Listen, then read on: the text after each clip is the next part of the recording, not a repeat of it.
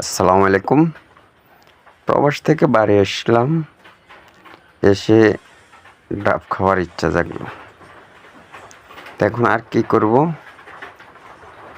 একটা ডাব পারছি, এখন ডাব পায়ে নিচে নিয়ে কাটতেছি। আসলে নিজের গাছের ডাব খাওয়ার মজাটা কতটুকু এটা হয়তো আপনারা বুঝবেন না, যেটা এখন আমি খাইতেছি। এটার মজাটাই আলাদা। নিজের গাছের ডাব পায়ে খাওয়া অন্যরকম, খুব দারুণ লাগতেছে।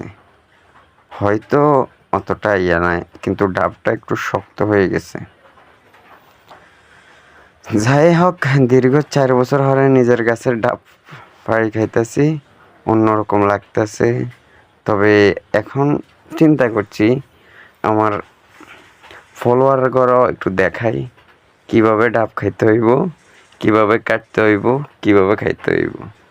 আর ডাবের পানিটা যে কতটা মিষ্টি সেটা কল্পনাবিহীন, যেটা যারা ডাব নগদে পাই খাইছে তারা জানে। ঠিক তেমনই আমার কাছে ডাবের পানিটা অনেক ভালো লাগছে। জানি না, হয়তো আজ 4 বছর পরে ডাব খাওয়ার কারণে ডাবের পানিটা এত ভালো লাগছে। হয়তো যদি দেশে থাকতাম নিয়মিত ডাব খাইতাম, কারণ আমি তো দেশে থাকতে নিয়মিতই ডাব খাইছি। যাক, আপনাদেরকে আমি গ্রাম্য পরিবেশে ডাব খেয়ে দেখাইছি।